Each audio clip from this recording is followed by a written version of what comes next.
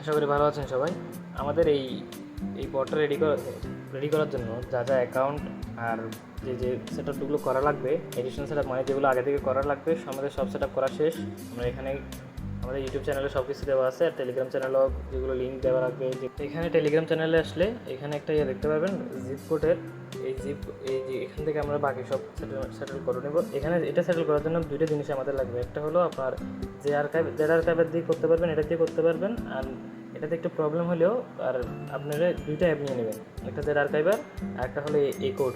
এই দুটোই বেশি বড় ফাইল না, এগুলো নিয়ে নিতে পারবেন। এগুলো থেকে আমরা বাকি সেটআপটা করে নেব। এখানে জেড আর্কাইভে ক্লিক করলে এখানে দেখছেন এখানে অ্যাডমিন HTML, ইন্ডেক্স HTML, আমরা এগুলো 1 বাই 1 সেটআপ করব।